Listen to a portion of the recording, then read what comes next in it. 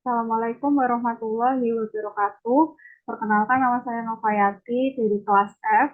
Hendak mempresentasikan mengenai panduan observasi yang telah diisi oleh sampel peserta didik. Dan kemudian yang pertama ada lembar observasi aspek perkembangan siswa. Terdapat identitas observer, yaitu saya sendiri. Kemudian aspek yang pertama, tinggi dan berat badan. Apakah rata-rata siswa memiliki tinggi badan yang sudah sesuai dengan usianya? Jawabannya adalah ya.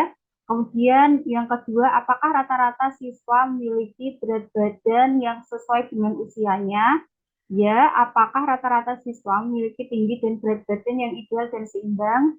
Jawabannya ya. Kemudian aspek yang B, yaitu proporsi dan bentuk tubuh. Yang pertama ada, apakah rata-rata siswa memiliki proporsi tubuh yang sudah sesuai dengan usianya? Ya. Apakah rata-rata siswa memiliki bentuk tubuh yang sesuai dengan usianya? Jawabannya adalah ya. Kemudian lembar observasi kedua yaitu tentang aspek perkembangan kognitif siswa. Terdapat identitas observer, yaitu saya sendiri. Kemudian yang pertama aspeknya adalah hubungan spasial. Apakah rata-rata siswa dapat mampu mengingat rute sebuah jalan? Jawabannya adalah ya. Yang kedua, apakah rata-rata siswa dapat mengukur sebuah jarak? Ya. Kategorisasi yang pertama, apakah rata-rata siswa dapat melakukan kegiatan mengurutkan? Ya. Yang kedua, apakah rata-rata siswa dapat mengambil kesimpulan lengkap pada pembelajaran? Ya. Penalaran. Apakah rata-rata siswa dapat melakukan penalaran induktif? Ya. Konservasi. Apakah rata-rata siswa dapat menyimpulkan sesuatu tanpa melihat? Ya. Kemudian nomor dua, apakah rata-rata siswa dapat mengukur sesuatu tanpa menimbang objek secara langsung? Ya. Kemudian yang ketiga ada lembar observasi aspek perkembangan bahasa siswa. Pertanyaan yang pertama ada, apakah rata-rata siswa dapat menggunakan kata-kata yang pengertiannya abstrak? Ya. Apakah rata-rata siswa dapat menyusun konsep? Ya. Yang ketiga, apakah rata-rata siswa dapat mengemukakan pendapat? Ya. Apakah rata-rata siswa dapat melakukan kegiatan membaca cepat? Ya. Apakah rata-rata siswa dapat melakukan kegiatan menulis cepat? Ya. Apakah rata-rata siswa mampu menggunakan kata-kata yang kompleks? Jawabannya adalah ya. Kemudian lembar observasi aspek perkembangan sosio-emosional siswa. Yang pertama, apakah rata-rata siswa mampu menyesuaikan diri dengan lingkungan sekolah? Ya, rata-rata siswa mampu menyesuaikan diri dengan sekolah dan di kelas. Yang kedua, apakah rata-rata siswa mampu berinteraksi dengan teman sekelas? Ya. Nomor tiga, apakah rata-rata siswa mampu berkomitmen untuk mengerjakan tugas-tugasnya? Ya. Apakah rata-rata siswa mampu menghargai perbedaan individual? Ya. Lembar observasi aspek etnik dan kultural siswa. Yang pertama, apakah terdapat peserta didik yang berasal dari etnik Jawa? Ya. Yang kedua, apakah terdapat peserta didik yang berasal dari etnik Sunda? Tidak. Apakah terdapat peserta didik yang berasal dari etnik Madura? Tidak. Apakah terdapat peserta didik yang berasal dari etnik Minang? Tidak ada. Apakah terdapat peserta didik yang berasal dari etnik Bali? Tidak. Kemudian, apakah terdapat peserta didik yang berasal dari etnik lainnya selain nomor 1 sampai dengan nomor 5? Tidak. Kesimpulannya adalah semua peserta didik berasal dari etnik dan kultur Jawa. Kemudian, angket gaya belajar visual siswa. Di sini saya ambil satu sampel siswa, yaitu nama respondennya Ahsan Ayudhya Sinung Nugroho, kelas 6B, jenis kelamin laki-laki, berasal dari SD Negeri Pandian Lamper 01. Yang pertama, pertanyaan pertama, jika pengerjaan soal tugas kamu selalu membaca instruksinya terlebih dahulu? Jawabannya tidak. Apakah kamu lebih suka membaca buku dan melihat gambar daripada mendengarkan penjelasan orang lain? Ya. Apakah kamu lebih mudah memahami pelajaran apabila kamu membacanya dengan baik? Tidak. Apakah kamu mengalami kesulitan mengingat dengan cara melihat daripada mendengar? Tidak. Apakah kamu lebih senang membaca dalam hati dengan cepat dan mudah memahami? Tidak. Apakah kamu memanfaatkan waktu luang baca buku? Tidak. Yang ketujuh, saat belajar, apakah kamu cenderung mengingat materi dengan cara mendengar daripada melihat? Tidak. Apakah kamu lebih mudah mengingat cerita yang berisi banyak gambar? Ya. Apakah kamu senang memberi tanda atau warna saat pada informasi? Ya. Apakah kamu senang memperhatikan ilustrasi gambar atau warna dalam buku? Ya. Apakah kamu tidak senang menggunakan warna tinta pena yang berbeda atau stabilo? Tidak. Apakah kamu tidak suka mewarnai gambar? Tidak. Apakah kamu mengingat pelajaran dengan cara menghubungkan segala suatu bentuk yang pernah kamu lihat di lingkungan rumah? Ya. Apakah gambar-gambar dan poster yang ada pada buku paket sangat membantu kamu? Ya. Apakah kamu selalu merapikan buku dan pulpen, alat tulis lainnya ke dalam tas setelah belajar? Ya.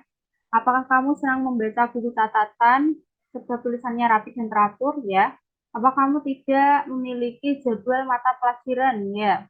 Apakah catatan pelajaran kamu penuh dengan coretan? Tidak. Apakah kamu selalu ingin terlihat rapi, teratur dalam segala hal? Ya. Apakah kamu selalu merapikan meja belajar di rumah setelah kamu selesai belajar atau mengerjakan tugas? Tidak. Apakah kamu sering lupa mengerjakan tugas? Tidak. Apakah kamu tidak mengalami kesulitan belajar di taman yang biasanya ramai? Tidak. Apakah kamu tidak terganggu dengan keributan di luar rumah? Tidak. Apakah kamu masih bisa berkonsentrasi dengan apa yang kamu pelajari?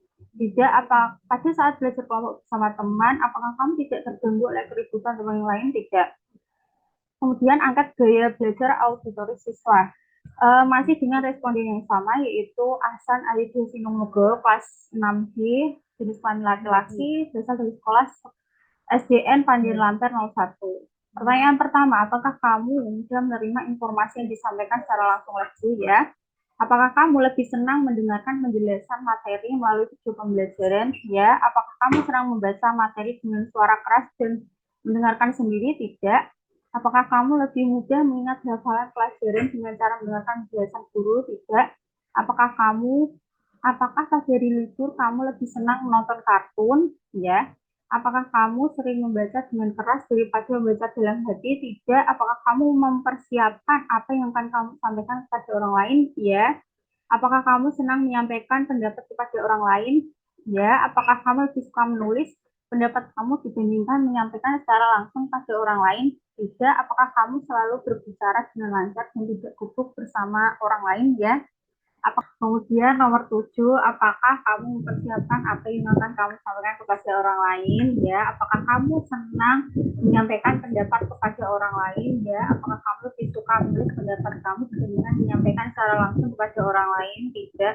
Apakah kamu selalu berbicara dengan lancar dan tidak gugup bersama orang lain? Ya. Apakah kamu tidak bisa berkonsentrasi belajar ketika mendengarkan musik? Tidak. Apakah kamu selalu berbicara dengan lancar dan tidak gugup ketika bersama orang lain? Ya. Apakah kamu tidak bisa berkonsentrasi belajar saat mendengarkan musik? Ya. Apakah kamu menyukai pembelajaran seni musik? Tidak. Apakah pada saat liburan sekolah saya lebih senang mendengarkan musik? Tidak.